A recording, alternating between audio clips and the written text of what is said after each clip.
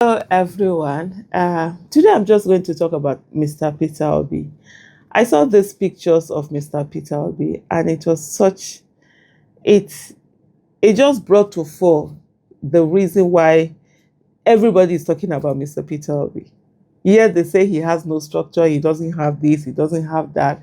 And recently you've seen the whole conversation around ADC, all of that and whatever. And I just thought about it. I just saw this picture and it just came to me that Mr. Peter Obi is the leader they wish they were. They see in him that leadership quality, they see empathy, they see the love that comes from the people.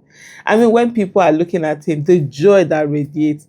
It's not just that, oh, we are with a prominent Nigerian, but that, oh my goodness, there's that genuine love. You see the laughter, like anything. And don't believe what I say. Just take a picture. When you see people taking picture with Mr. Peter Obi, or picture of Mr. Peter Obi and the crowd, and also look at picture of of other of either presidential candidates, presidential appearance, former governors, whatever, their own picture, and just look at the audience and the kind of feeling that evokes, in people. That is what true leadership is all about, and that's what the people see. And most times, I can tell you something, is that most of the politicians do not want that. And I will say to you one very thing. When you hear people say that, oh, he's not serious, because I've heard quite a number, it's been reported, I've heard quite a number of people, politicians said, oh, Peter Obi is not serious, Peter Obi is not serious. Guess what is not serious means? It's not serious means that he's not ready to sell out Nigerian people. He's not ready to take power by all means and shortchange the people. He's not ready to he's not ready to make deals with people who say they own Nigeria and at the expense of Nigeria. That he's ready to stand for Nigeria. So that's what they mean by he's not serious. It took me a while to really come to that conclusion. Like, oh, fine, this was it. And when it clicked, like, yeah, it made a sense. Because when they say it's not serious, I'm always like, what do people mean he's not serious? Say the person that is all over the country working so hard since 2023 election. As soon as that election, was rigged, he came out to say, okay, fine, he was going to go to court. He has not rested, not for one day. He is one person who has changed what it is to be election. What we used to see before is that people after election, they will move away and go to their houses, or go out of the country and go and relax until the next election comes before they come over. But guess what? Mr. Peter Obi refused to do that. He stayed on. You understand? He stayed on track. He stayed on bam. I said, I'm not going anywhere. This is where, I'm going to, this is where I'm going to be. This is where I'm going to stay on. This is where I'm going to ensure that this country works. And if you check, he's the one person that has gone all over Nigeria again and again and again, more than any of those people who say they want to be your president, or the one that is already claiming to be your president, or the one that rigged off. He has gone to every places more than that, even within Nigeria and outside Nigeria. If you go out of Nigeria, Peter Obi is that one person more than even the person that rigged the election, even the so-called the illegitimate president that you have today. Peter Obi has had more charismatic international engagement than him. Peter Obi is always out of the country. You see him in places, you see him there, you see him meeting, government official, heads of governments around the country and all of that. The person who rigged the election that is there, he does not even make that charismatic impact. And yet they will come and tell you, oh, he's not serious. I've told you what is not serious is. He's not serious to them is the fact that he refused to, to allow himself to focus more on enriching himself and others, and not focus on enriching the people. His focus has been on enriching the people. So I'll say to every one of us, this is not the time for us to sit by the side and leave it to politicians to be the ones to decide who becomes, your candidate. This is the time for you to be involved. You need to, don't just sit down. Let me tell you something. Most of these politicians have nothing to lose. They absolutely do not have nothing to lose. Even if Nigeria is to be destroyed today, run to the rubbles, they already have second passports where they do not have, their families have, their children, their spouses have. So they have the privileges of spouses of those people in this country. They already have investments out of Nigeria. They have a whole lot out there, so that they don't even care whether Nigeria is destroyed or not. But you and I, we don't have another second passport. We don't have spouses that have second passports. We are here. And so we have to ensure that Nigeria works. For those of us that our everything is in this country, our investments, our lives, our families, our whatever, we have no choice than to make Nigeria work. Because if Nigeria comes down, we all are going down with it. And even if you say you're going to leave Nigeria to go and be somewhere, what? To go and be a refugee in another country, to struggle? For those of us who are in our 50s and above, you want to start life afresh, struggling in a refugee camp, be on the queue with your bowl, stainless bowl, waiting for them to give you rice porridge or whatever it is that they are going to drop on that plate, no meat, no nothing. Yes, that can be our reality.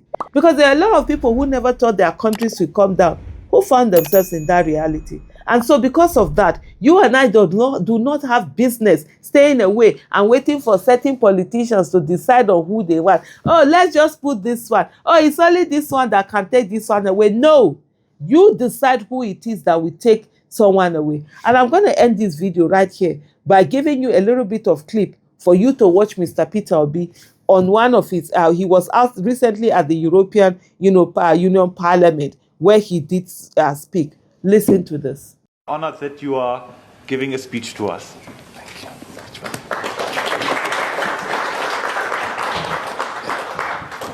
Thank you, Mr. President. Thank you, MEPs. Well, I don't know. First, let me most sincerely show my gratitude and thank you for opportunity of being part of your section. It was a very good listening how discussions go on. The first question people wonder is, why am I here? I'm just here to be able to start a conversation because I found out that the European Union, or most countries of Europe and the Western world, actually have little knowledge about Nigeria and Africa in general. And because of it, in their decision, in their thinking, they rarely bring Africa into perspective. I say to them, it is time to rethink. Africa today is the last frontier of global development. It's the second biggest continent in terms of size in the world, the second biggest continent in terms of population. It's a continent that has the highest amount of natural resources. It's a continent that has vast uncultivated land, a continent with young population. 60% of African population today is young. But then it's a continent of mass poverty. Today, Europe, if I take Nigeria for example, Nigeria in terms of population is 50% of European Union population. You are about 450 million. We're over 240 million. So we over have 50% of your population. In terms of the land size, Nigeria, Europe is about 4-point-something million square kilometers. Nigeria is about a quarter of that. Just Nigeria. But when you come to in terms of wealth, while Europe have a per capita of over $40,000, Nigeria, which is over 50% of your population, our per capita is below about 2.5% of that of Europe. So you could see the potential, with all the resources, the potential for growth. The nearest continent to Africa, to Nigeria, is Europe. So if Africa today turns around, the biggest beneficiary will be Europe. If it collapses, the consequence will affect you more. And I believe that we have so many commonalities that we can work together and everything. And what is the problem of Africa? The problem of Africa remains leadership. To have a political leadership that is competent,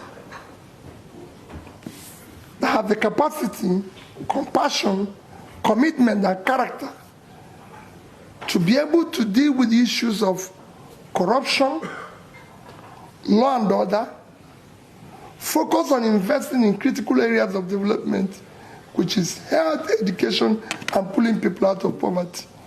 It was discussed here that we have issue of killings, which again, people can say is genocide, people can say is Muslim versus Christians and everything. Are there killings? Are there criminality? Are there kidnapping? Yes. But we have to look at the issues that are driving this. When you have a huge population, for example, Nigeria have over 100 million people living in multidimensional poverty. You have millions of out-of-school children, or those who didn't even go to school at all.